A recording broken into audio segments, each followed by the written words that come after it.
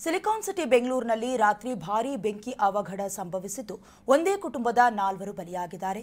ಮನೆಯ ಯಜಮಾನ ಮದನ್ ಸೇರಿ ಕುಟುಂಬಸ್ಥರು ದಹನವಾಗಿದ್ದಾರೆ.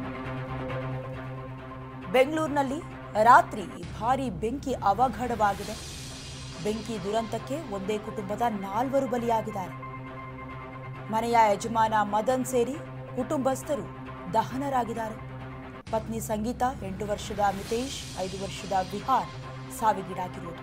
ಮತ್ತೊಂದು ಮಹಡಿಯಲ್ಲಿದ್ದ ಸುರೇಶ್ ಕೂಡ ಬಲಿಯಾಗಿದ್ದಾರೆ. ಕಾರಣ ಪ್ಲಾಸ್ಟಿಕ್ ಮ್ಯಾಟ್ ಅಂಗಡಿಯಲ್ಲಿ ಬೆಂಕಿ ಕಾಣಿಸಿಕೊಳ್ಳುತ್ತೆ. ನಗರ್ತಾಪೇಟೆಯಲ್ಲಿರುವ ಪ್ಲಾಸ್ಟಿಕ್ ಮ್ಯಾಟ್ ಮಳಿಗೆ ಇದು. ಶಾರ್ಟ್ ಸರ್ಕ್ಯೂಟ್ನಿಂದ ಬೆಂಕಿ ಹೊತ್ಕೊಂಡಿರುವ ಶಂಕೆ ಕೂಡ ವ್ಯಕ್ತವಾಗ್ತಾ ಇದೆ. ರಾತ್ರಿ 3 ಗಂಟೆಯ ಸುಮಾರಿಗೆ ಬೆಂಕಿ ಕಾಣಿಸಿಕೊಂಡಿದೆ. ಸದ್ಯ ಈಗಾಗಲೇ ಬೆಂಕಿಯನ್ನು ನಂದಿಸ್ತಾ ಇದ್ದಾರೆ 6 ಅಗ್ನಿಶಾಮಕ ದಳದವರು. ಹಲಸೂರು ಗೇಟ್ ಠಾಣಾ ವ್ಯಾಪ್ತಿಯಲ್ಲಿ ಘಟನೆ ಸಂಭವಿಸಿರುವುದು.